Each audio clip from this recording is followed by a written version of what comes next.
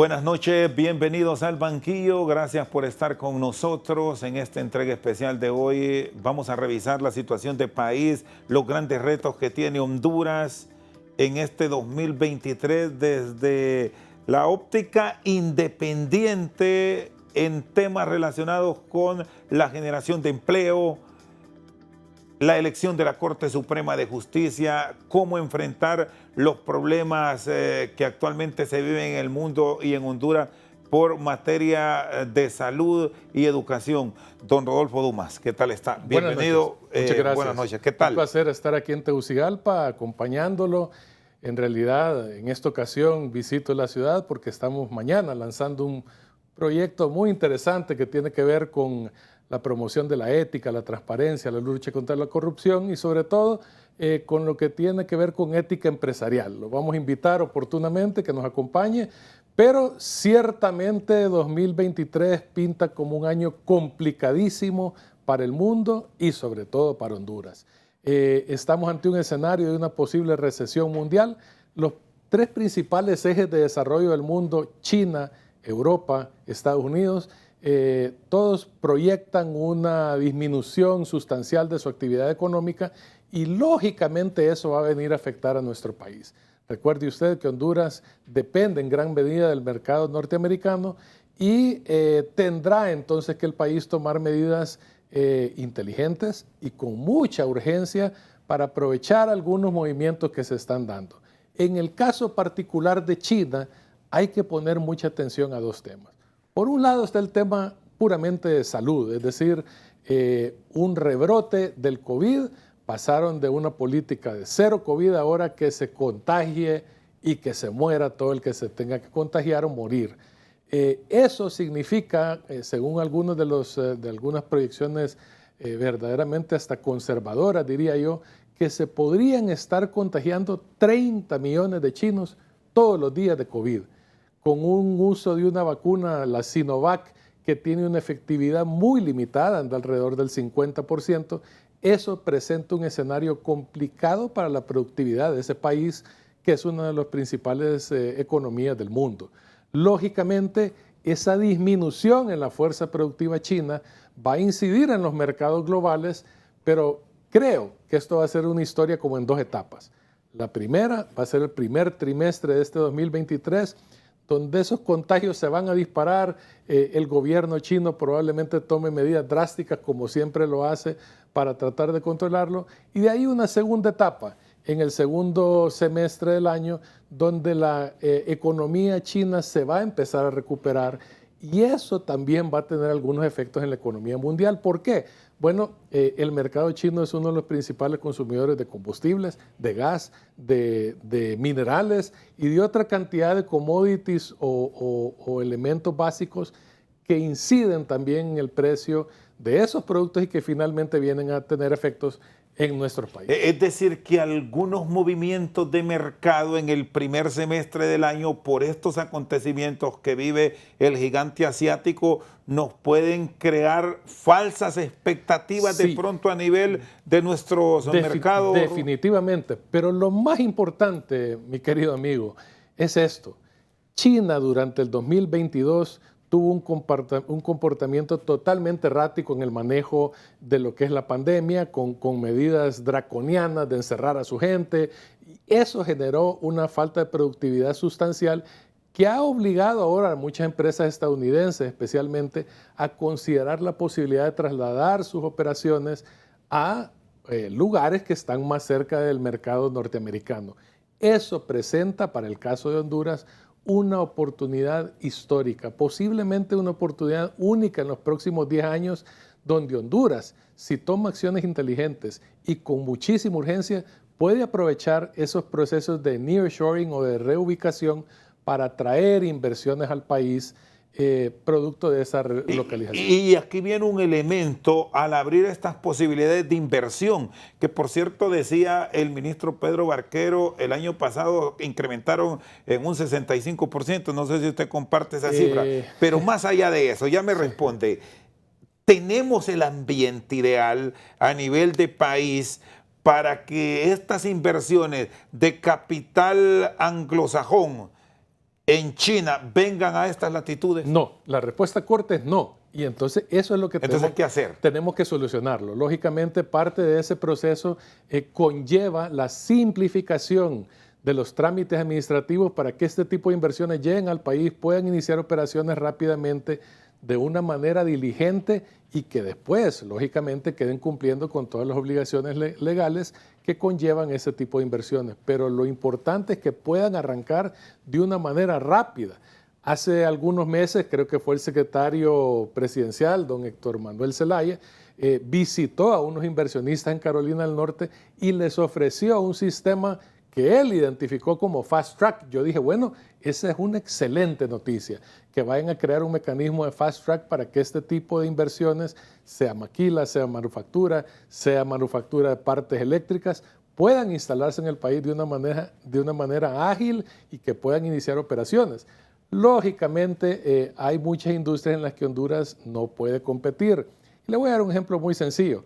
México ahorita tiene un programa extraordinariamente agresivo para aprovechar este proceso de nearshoring y está atrayendo muchísimas plantas de fabricación de vehículos eléctricos. Solo la empresa Tesla, la de Elon Musk, está próxima a anunciar la instalación de una fábrica en el norte de México y solo esa inversión anda más o menos en los 800 a 1,000 millones de dólares. Similarmente, Volkswagen, GM y otra cantidad de empresas que fabrican vehículos eléctricos están viendo en México la posibilidad de producir sus productos mucho más cerca del mercado americano, ahorrando costos, ahorrando tiempo. Y eso sí, México cuenta con el personal calificado.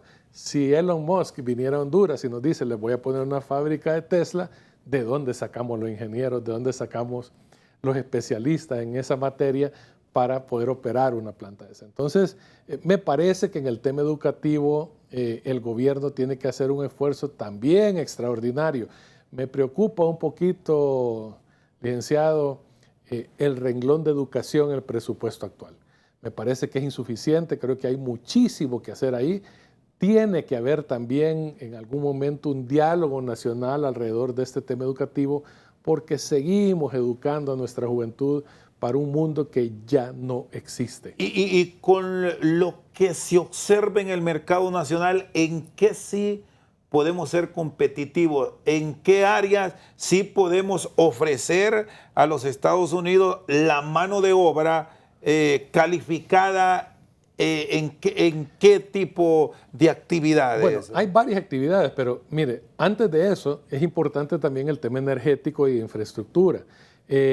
Todas estas inversiones, todas estas industrias requieren lógicamente de una fuente o de un servicio de energía eléctrica no solo que tenga un costo razonable, sino que sea confiable. Le voy a contar, allá en San Pedro Sula, por ejemplo, se han presentado situaciones donde algunos clientes nuestros hacen una inversión, instalan su fábrica, instalan su negocio, y ya cuando están prontos a abrir, la ENEL les dice, mire, tenemos un pequeño problemita, no hay suficiente potencia en esa zona. Entonces, ¿qué toca? Estos inversionistas tienen que hacer inversiones millonarias para lograr llevar esa energía hasta esos centros de producción. Entonces, lógicamente, la parte del ENE, sobre todo en reducción de pérdidas, en cuanto a mejorar las redes de distribución de energía eléctrica y bajar los costos de energía, va a ser esencial para poder atraer todas estas inversiones. Y la otra parte es la infraestructura, porque no es fácil, digamos, movilizar mercancías en territorio hondureño en las condiciones actuales. Además de eso, hay también mucho potencial en el área de turismo. Lastimosamente, muchas de las zonas turísticas están abandonadas y una de ellas que recientemente visitamos fue precisamente Copán, donde hay una carretera totalmente destruida y difícil que el turismo se dirija a esa zona con una carretera que no funciona.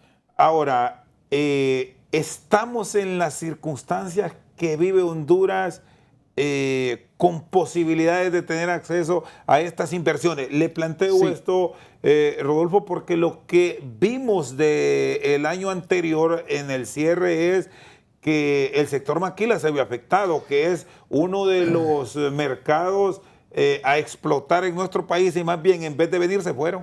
Bueno, yo creo que el sector maquila sí obedece un poquito al fenómeno de la recesión que hubo en Estados Unidos. Ha habido una disminución sustancial en los pedidos de productos de manufactura y eso creo que ha incidido en el caso particular de la maquila. Pero ciertamente hay muchísimas otras oportunidades y yo creo que es algo importante, licenciado, recalcar, reforzar este punto.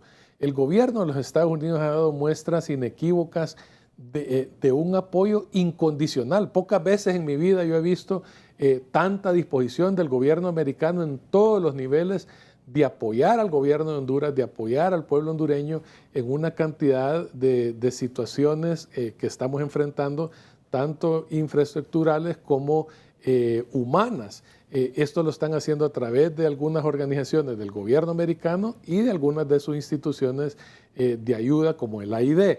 Esa disposición tan clara, tan evidente del gobierno americano, Honduras tiene que ser inteligente y aprovecharla al máximo.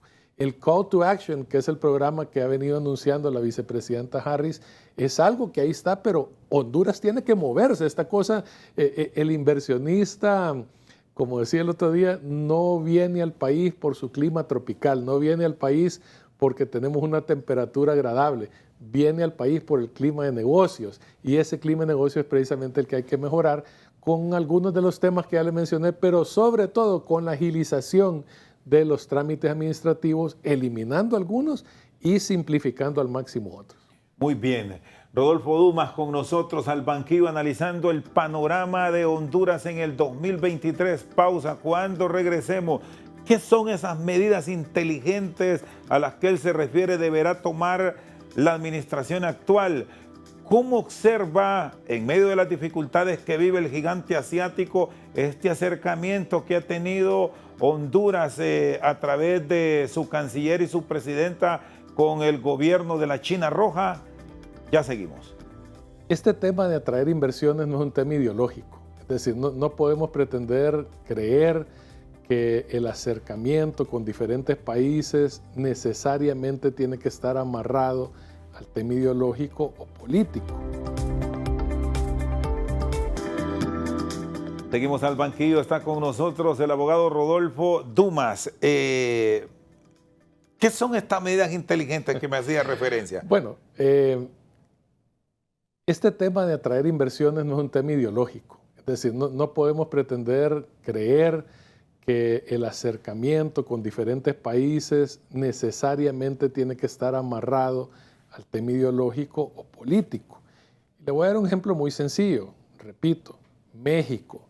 México es un gobierno que a todas luces tiene una inclinación socialista. Sin embargo, México en materia económica ha sido muy inteligente. Ahorita tienen montada una campaña, todo un proceso estructurado para impulsar este tema del nearshoring o de reubicación de empresas estadounidenses que están en Asia para traerlas, en el caso de ellos, pues a México. La Secretaría de Desarrollo Económico mexicana está trabajando en conjunto con el Ministerio de Economía americano para establecer cuáles son las políticas, cuáles son los incentivos económicos, cuáles son los incentivos fiscales que se le tienen que ofrecer a este tipo de industrias para que finalmente se trasladen al continente americano. Entonces, es un esfuerzo coordinado, marcado, platicado con el gobierno americano. Hace poco conversaba con su compañero de canal, con don Aldo Romero. Estábamos recordando un poquito ahí, haciendo memoria del tema de Perú. Perú es un caso patético en cuanto a política, 10 presidentes en 10 años, una inestabilidad en realidad inusual en el mundo. Pero fíjese que a través de todos esos pleitos, a través de todos esos cambios de presidente y todas esas crisis políticas, una cosa se ha mantenido constante y es la parte económica. Ellos tienen un presidente del Banco Central que está ahí desde el 2006. Es decir, han tenido una política monetaria, fiscal y económica bien dirigida y todos estos políticos que pasan agarrándose de las greñas, quitando y poniendo presidentes, en esa parte han logrado ponerse de acuerdo. Entonces quiere decir que Honduras, que pareciera que aquí no nos ponemos de acuerdo casi en nada, podría también en estos temas económicos lograr una claridad, una visión, pero esa visión lógicamente tiene que venir de un diálogo amplio con todos los sectores para determinar cuáles son esas medidas inteligentes que vamos a aplicar. Creo que de parte del sector privado, COEP, cámaras de comercio, hay una voluntad clarísima. Yo he escuchado al presidente Yibrín en reiteradas ocasiones decir que él está dispuesto a trabajar con el gobierno de la República para establecer estos mecanismos y así poder presentar un país con un ecosistema empresarial que sea atractivo a la inversión. Porque ahora, ojo, una nota más. Todo esto hemos estado enfocado en el tema de la inversión extranjera, pero también hay que impulsar la inversión nacional, porque como lo he dicho en muchas ocasiones, un inversionista nacional, un empresario que está a gusto, que está produciendo, que tiene libertad de actuar y de desarrollar sus negocios, se convierte en el mejor embajador del país en materia de negocios. Porque aquí hay un elemento, y usted como abogado lo sabe, es el tema de la seguridad jurídica, que claro. ha sido un reclamo Total. que se ha venido generando, se ha venido exigiendo, no de ahora, pasó en el gobierno anterior, sí, que comenzaba una inversión con estas reglas, pero al paso de los meses las cambiaban. Entonces, ¿en qué estamos? ¿Cómo garantizar esa plata? Y volvemos al caso de Perú. Perú tiene en su constitución una garantía total para las inversiones. Esa garantía que le asegura a los inversionistas que las reglas no se van a cambiar en el camino, es lo que le ha permitido captar durante todo este tiempo,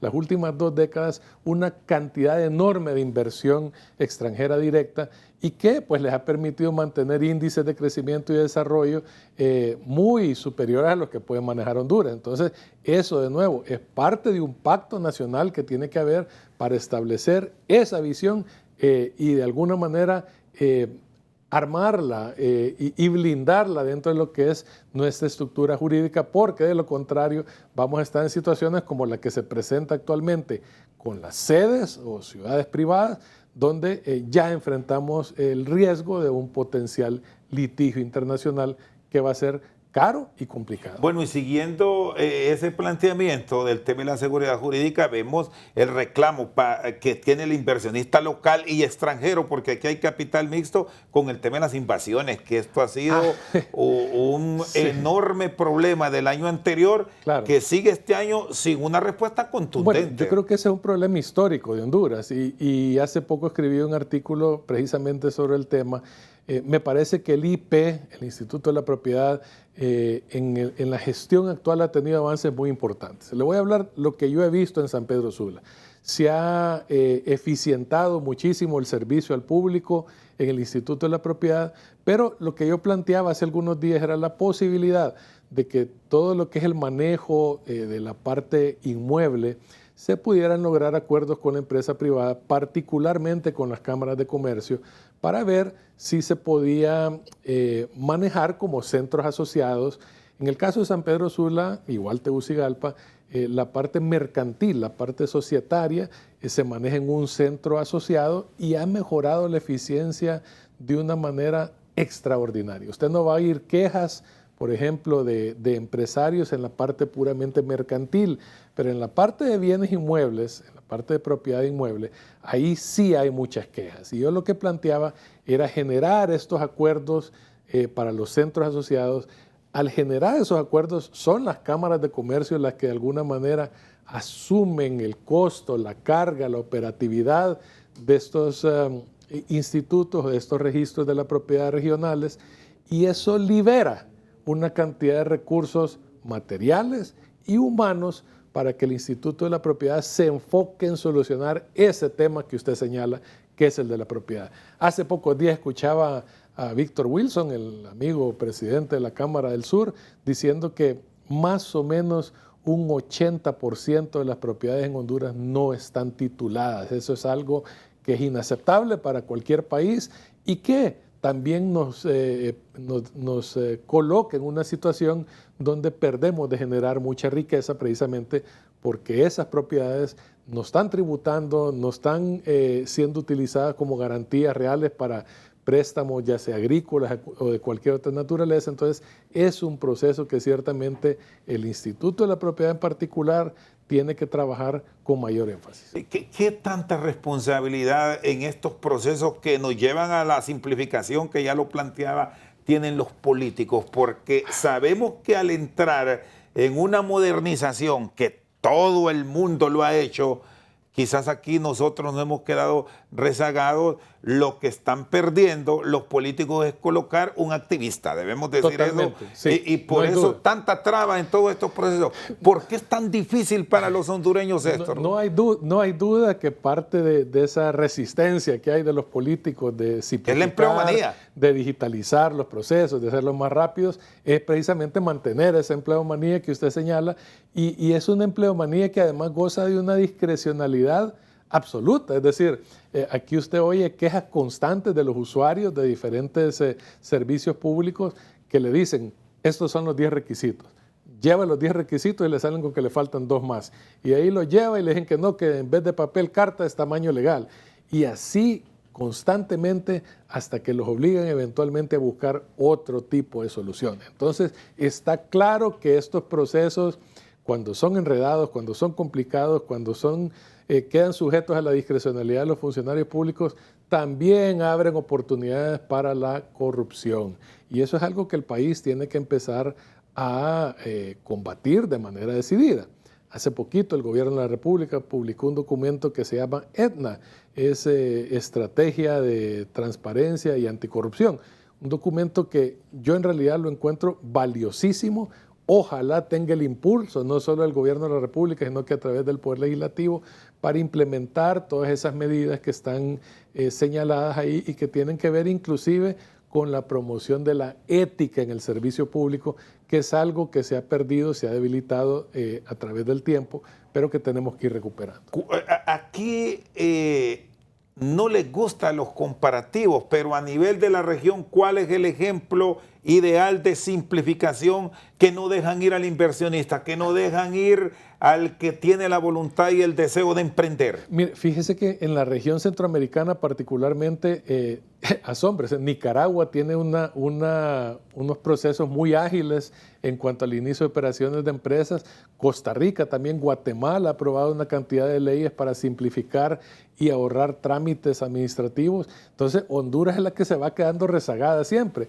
Este tema de la digitalización, repito, tiene que impulsarse de manera decidida, no solo como lo ha hecho la Secretaría de Desarrollo Económico, sino que a todo lo largo y ancho del gobierno, porque al final no solo son los inversionistas, también son los ciudadanos, son los usuarios que constantemente están presentando solicitudes, peticiones ciudadanas y que tardan cualquier cantidad de tiempo en resolvérselas. Ahorita estaba viendo en San Pedro Sula una huelga ahí por un escándalo en el registro de las personas.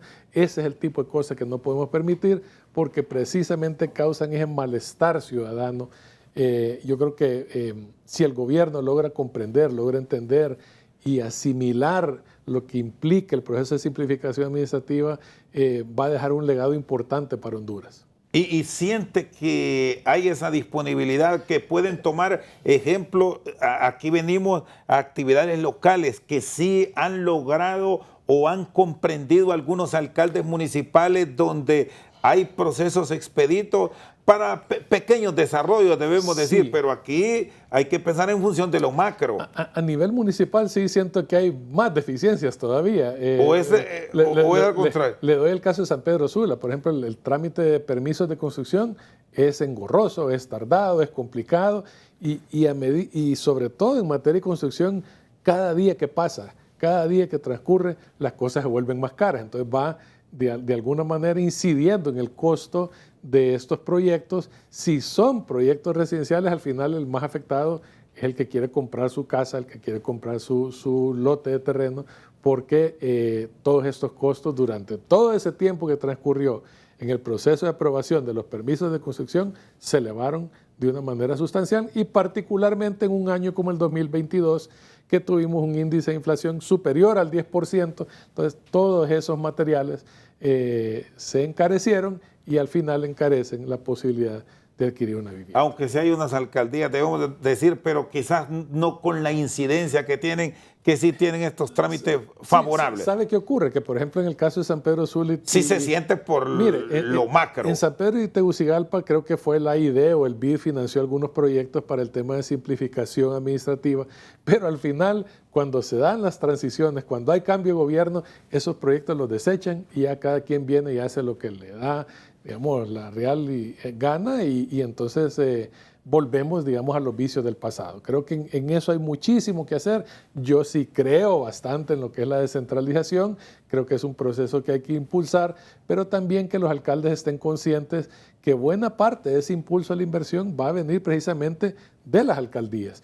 Creo que algunos alcaldes inclusive algunas decisiones no las toman por temor a algunas represalias de tipo político, pero creo que son cosas que hay que ir superando y dándole un poco más de autonomía a las ciudades para que puedan efectivamente ser polos de atracción de inversión. Aunque estos cambios, Rodolfo, difícilmente se puede pensar a corto plazo en que los tendremos por lo dividido, por la pugna que se está registrando a nivel del legislativo, donde se cambian las leyes, se modifican, se reforman o se dejan sin valor. Pero vea, yo creo que el liderazgo de la presidenta Castro, y sobre todo si se trata de estos temas de simplificación administrativa, de gobierno digital, de transparencia, es suficiente para impulsar los cambios que son necesarios. No debería haber oposición, más bien un respaldo total. No debería haber ninguna oposición. Obviamente en temas como la Corte, eventualmente el nombramiento del fiscal, eso ya se sabe que son procesos donde sí hay una pugna política, posiblemente hay algún pleito por ahí, pero en estos temas, que son temas de país, que son temas donde parece haber consenso de todos los sectores, y cuando digo todos los sectores, me refiero de nuevo a los ciudadanos, al sector empresarial y al mismo gobierno, de que son necesarios para que el país tenga un clima, un ambiente de negocios adecuado. Don Rodolfo Dumas con nosotros al banquillo. Pausa, la elección de la Corte la abordamos al volver. ¿Qué visión tiene de lo que está pasando en esta recta final a días de que el Congreso Nacional conozca la lista de los 45 o más de donde van a seleccionar a 15 magistrados? Ya volvemos. Tengo motivos racionales para creer que la evaluación se va a hacer no solo en base a criterios puramente legales, sino que se van a adherir a los principios que universalmente son aceptados y reconocidos para el perfil idóneo que debe tener un magistrado de la Corte Suprema de Justicia. Seguimos al banquillo con nosotros el analista nacional Rodolfo Dumas. Bueno, el tema de la Corte Suprema de Justicia es en principio uno de los temas de prioridad para el país. ¿Cómo observa el proceso hasta ahora de la Junta Nominadora y la decisión que tomará el Congreso Nacional? Estrictamente política, Rodolfo. El tema de la Corte es esencial para el futuro de Honduras. El tema de la Corte es esencial para el futuro de la instalación en el país de la Sisi. El tema de la Corte es esencial para satisfacer una sed de justicia que fue la que impulsó al pueblo hondureño a acudir masivamente a las urnas en las últimas elecciones. Siento que la Junta Nominadora ha venido desarrollando una labor ordenada dentro de los cánones que establece tanto la ley de la Junta Nominadora como su reglamento. Se han observado, digamos, todos los procesos en tiempo y forma. Tengo motivos racionales para creer que la evaluación se va a hacer no solo en base a criterios puramente legales, sino que se van a adherir a los principios que universalmente son aceptados y reconocidos para el perfil idóneo que debe tener un magistrado de la Corte Suprema de Justicia. Dentro de esos principios hay también algunos que están incorporados en nuestro derecho interno porque son parte de tratados de los cuales Honduras es signatario y por ende son parte de nuestra normativa jurídica. Dentro de estos, los más importantes, diría yo, son los principios de Bangalore sobre conducta judicial, porque estos son los que establecen de una manera muy detallada cuáles deben ser las características que debe tener un magistrado en cuanto a idoneidad, imparcialidad, independencia, capacidad, y con esto poder hacer una evaluación correcta y adecuada de cuáles son las personas más indicadas para ocupar esos cargos. Viene una lucha sin cuartel contra la corrupción si la CICI se instala en el país. Yo creo que sí se va a instalar, va a llevar tiempo, es un proceso ahí que va a llevar alguna negociación, pero sí se va a instalar. Y me recuerdo un poquito cuando vino la Maxi, que mucha gente decía, no, pero es que la Maxi no es lo mismo que la CICI y no va a funcionar y no sé qué. Y después no la aguantaban, a tal grado que los terminaron corriendo. Bueno, pues la CICI va a hacer algo similar. Yo creo que ellos vienen con un objetivo claro. El objetivo es no solo romper con todos estos grupos criminales que han asaltado los recursos del pueblo, sino que también crear una institucionalidad fuerte, una institucionalidad que se vino debilitando por mucho tiempo, pero que ahora con los recursos adecuados se puede restablecer y de esa manera asegurarle al pueblo hondureño una justicia pronta y adecuada a sus exigencias. Entonces, es un proceso importantísimo el que está llevando. Ya el 23 de enero tienen que estar presentadas esa lista y de ahí, bueno, usted lo dice, llega al Congreso, un órgano eminentemente político, habrán negociaciones.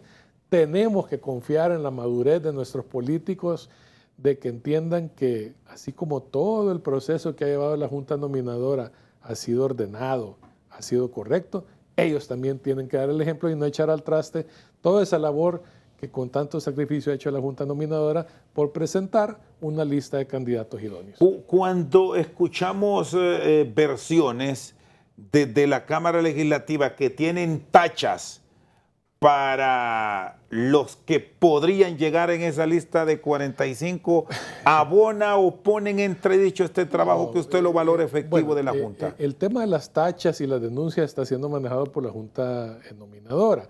Ya una vez en el Congreso, obviamente habrá sectores, habrá bancadas que tendrán sus propias observaciones en cuanto a cada uno de los candidatos. Lo importante, estimado licenciado y televidentes de TSI, es que esos 45 sean los mejores.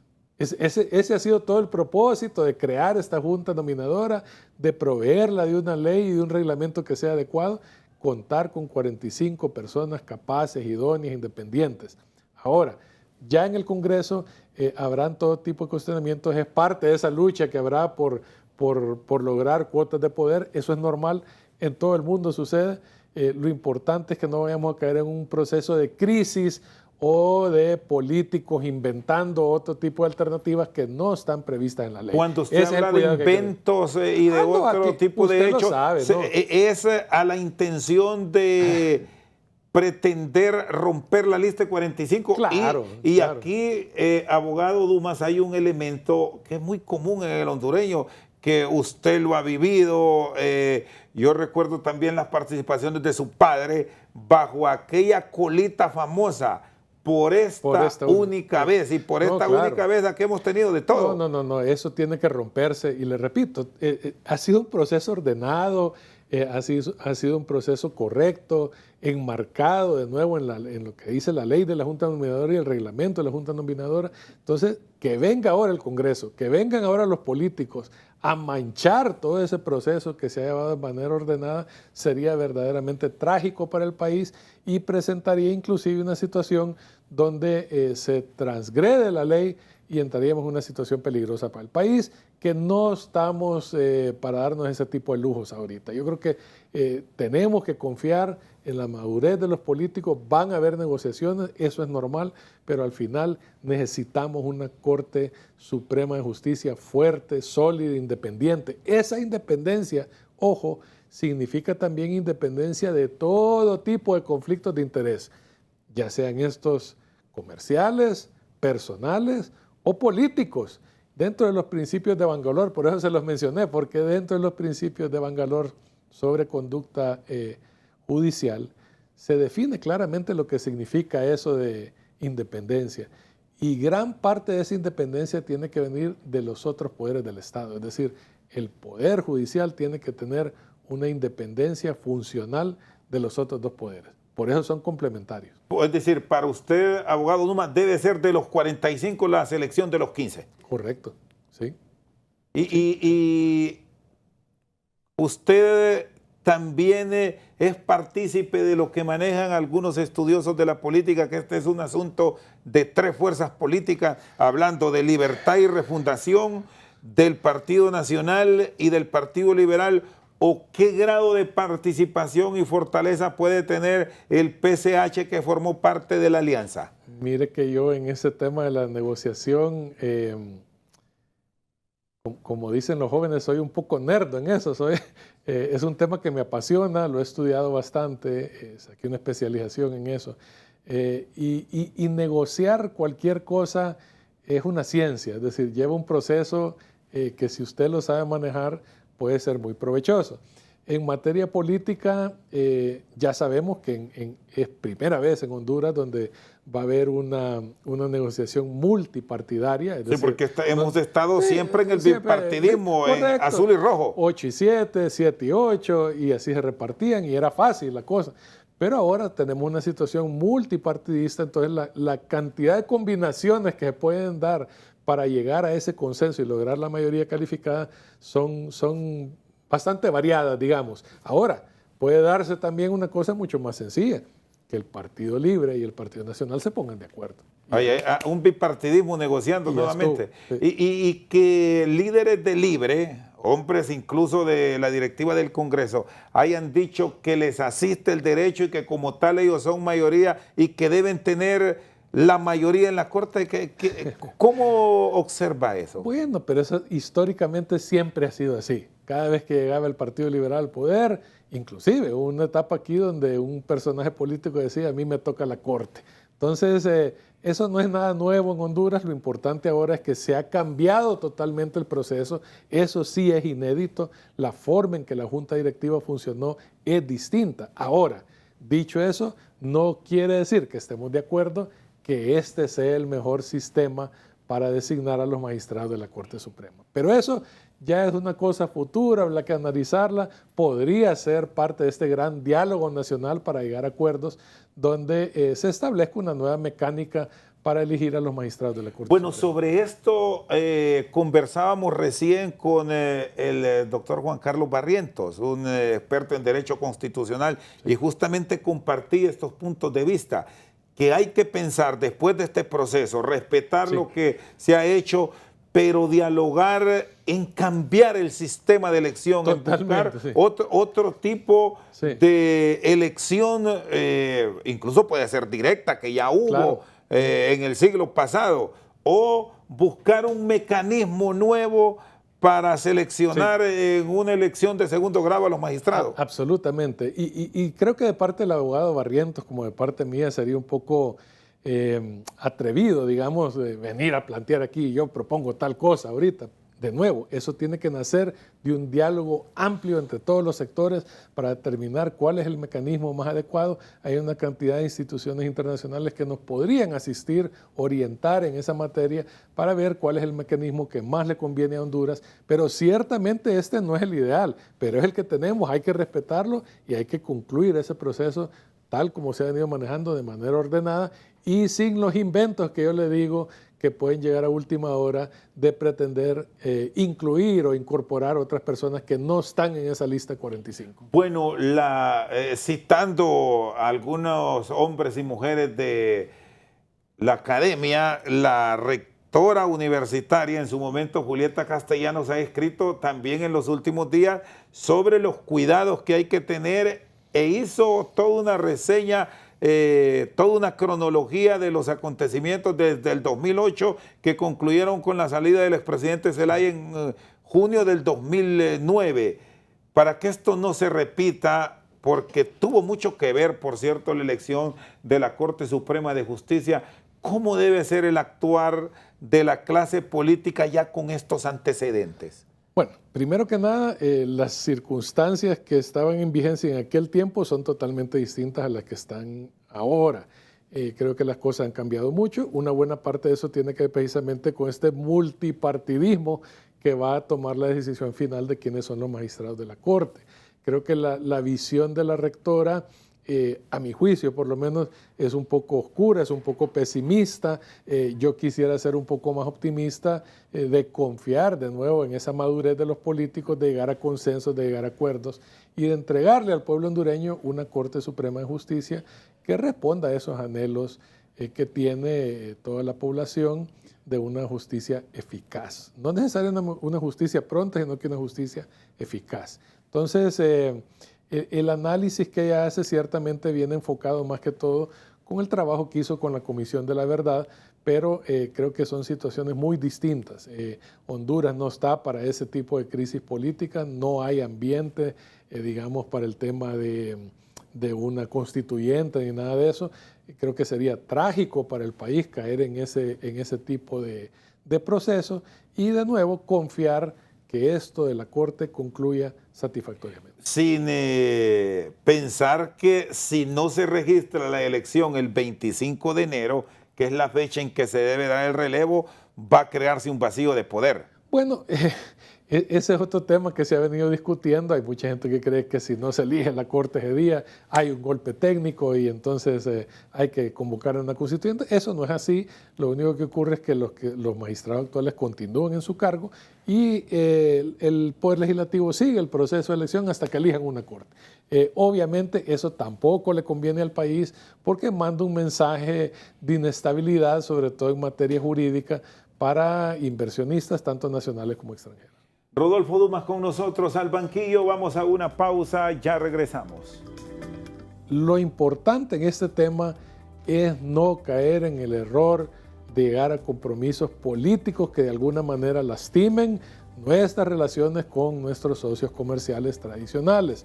No hay necesidad de eso. Podemos hacer perfectamente una cantidad de acuerdos de intercambio comercial con todos los países del mundo sin afectar las relaciones con los demás. Seguimos al banquillo con don Rodolfo Dumas, analista nacional. Se nos quedó pendiente para cerrar el tema de política externa, lo de China y estos acercamientos que ha tenido en su visita recién a Brasil a la toma de posesión del presidente Lula, la gobernante, y un espacio que tuvo el canciller para referirse a estos contactos globales ya que no deben asustar. Yo creo que Honduras necesita, urge ampliar su lista de amigos en el mundo, sobre todo en materia comercial, en materia de intercambio económico y cualquier acercamiento con países como Brasil, que son potencias en muchas áreas de la producción, India, China y otra cantidad de países, es bienvenida. Lo importante en este tema es no caer en el error de llegar a compromisos políticos que de alguna manera lastimen nuestras relaciones con nuestros socios comerciales tradicionales. No hay necesidad de eso. Podemos hacer perfectamente una cantidad de acuerdos de intercambio comercial con todos los países del mundo sin afectar las relaciones con los demás. ¿Dónde cree usted que China tiene su mayor inversión extranjera en el mundo? En Estados Unidos. Es en Estados Unidos de América donde más invierte China. Entonces, eso quiere decir que la economía americana es abierta. Mire, en el gobierno anterior yo tenía una crítica constante contra la administración del señor Hernández y era que en materia económica había tenido un total y rotundo fracaso. ¿Por qué? Porque la economía la mantenían agobiada. Había un asedio tributario, había un asedio de todo tipo de cargas y de trámites y esa parte nunca la entendieron, nunca la quisieron resolver. Ahora hay un nuevo gobierno, yo esperaría que comprendan que la economía hondureña tiene que liberarse, tiene que abrirse, tiene que hacerse más ágil y eso incluye este tipo de relaciones con otros países del mundo. Hay una cantidad importantísima de oportunidades de inversión que nos puede generar, por ejemplo, la Unión Europea. España está interesadísimo en invertir en Honduras. Hay ya aproximadamente 100,000 hondureños viviendo en España. Se están ampliando todo esto, estas visas de trabajo para hondureños. Entonces, cualquier apertura, cualquier acercamiento comercial que se dé, y sobre todo aprovechando este tipo de eventos como la toma de posición de un presidente en Brasil, pues son bienvenidos. ¿Y cómo debe ser esa negociación, ese acercamiento con estos mercados alternativos, los vamos a llamar así, sin que nuestro socio histórico se moleste? No sé si es correcto incluso usar este término, pero sí, eso es lo que nos trasladan, que a los Estados Unidos no les gusta mucho este coqueteo con Rusia, no les gusta este coqueteo con China. Fíjense que yo no estoy de acuerdo en eso. Yo creo que Estados Unidos de nuevo es un país libre, la economía es abierta. Repito, uno de los mayores inversionistas extranjeros en Estados Unidos es precisamente China. China es dueña de una cantidad enorme de empresas americanas, es dueña de tierras en Estados Unidos, tienen bonos del gobierno americano en billones de dólares. Entonces, no creería yo que el gobierno americano se va a molestar o se va a incomodar porque Honduras mantenga relaciones comerciales con China. Lo que no le gustaría, en todo caso, tal vez, sería algún tipo de acuerdo que implique algún compromiso de tipo político, estratégico o militar, obviamente, y las razones sobran. Entonces, pero más allá de eso, lo que es la parte puramente comercial, ni con China ni con cualquier otro país. ¿En qué podemos aprovechar este nuevo acercamiento que se está dando ya con la principal economía de América Latina? Brasil ha sido un gran aliado de Honduras, pero es una relación, bueno, que como usted señala, en el gobierno pasado como que no tuvo ese acercamiento, como que se generó una distancia. ¿Cómo aprovechar esa buena relación que ha mostrado históricamente Lula con Mel y doña Xiomara? Y yo creo que Brasil, a raíz del escándalo del Lava Jato, cambió mucho. Es decir, ese caso les impactó muchísimo. Creo que el Estado brasileño como tal ha tomado algunas medidas de prevención para que ese tipo de situaciones no vuelvan a ocurrir. Lógicamente Brasil es una potencia en una cantidad de industrias, entonces lo importante es que las misiones hondureñas allá hagan esa labor de acercamiento para identificar cuáles son los sectores donde ellos nos pueden colaborar. Creo que uno de los más inmediatos y los que se han mencionado es el tema de estas represas que están en el Valle de Sula, Jicatuyo, Llanitos, etcétera, que tienen que ver con el tema de control de inundaciones, posiblemente generación eléctrica, irrigación y otros temas vinculados. Si Brasil nos pudiera asistir en eso, sería ideal. Esa es una situación que también históricamente se ha venido dejando ahí solo en pláticas, en proyectos, en conversaciones, pero que no se ha materializado y que constantemente nos causa daños en la zona norte del país. Si nos logramos ordenar, si somos coherentes, que no ha pasado eso en los últimos tiempos con lo que proponemos y hacemos, ¿cómo deberá ir saldando las cuentas pendientes de este 2023 el país con una discusión pendiente de un presupuesto alto, pero que habrá que ver cómo se logra el entendimiento entre las fuerzas políticas para su aprobación y más allá de eso, convertir esta acción en una efectiva acción? Correcto. Y fíjese que el tema económico es el que priva en la mente de los hondureños. Ya seguridad, todo lo de salud pasó a un segundo plano. El tema económico es el que le preocupa al pueblo. Cómo le van a dar de comer a su familia, cómo van a educar a su familia, cómo los van a sacar adelante. Entonces, para mejorar ese tema económico, lo que hay que crear es condiciones adecuadas para la inversión nacional, para la inversión extranjera y que eso se vaya multiplicando todos los días. Lógicamente eso tiene mucho que ver también con educación y por eso le decía al inicio del programa que me preocupa el renglón de educación, el presupuesto nacional, porque lo siento sumamente bajo. Ese tema educativo también tiene que ser un tema de discusión amplio entre todos los sectores porque estamos educando a nuestra juventud para un mundo que ya no existe. La nueva economía globalizada exige conocimiento, una cantidad de destrezas técnicas, mucho tema de ingeniería y en eso debería estar enfocada la educación nacional y que tiene que empezar desde los niveles primarios hasta los universitarios. A nivel universitario, investigación y desarrollo, que es algo que ha estado abandonado por mucho tiempo. Creo que el Estado tiene que invertir un poco más en eso, sobre todo en las universidades públicas, para que éstas sean verdaderamente polos de desarrollo en esos dos temas. Don Rodolfo, le agradezco. Un placer, muy amable. siempre. Satisfecho aquí en Tegucigalpa. Dicen que los sanpedranos no les gusta mucho la ciudad o ya se corrigió. A mí me encanta Tegucigalpa. Yo estuve aquí en la Facultad de Derecho, en la Autónoma, aquí me gradué. Así que le tengo mucho cariño a la ciudad y siempre es un placer visitarlos. En esta ocasión, pues en temas de trabajo, pero siempre me gusta visitar Tegucigalpa. Rodolfo Dumas, analista nacional con nosotros al banquillo. Por su sintonía, muchas gracias.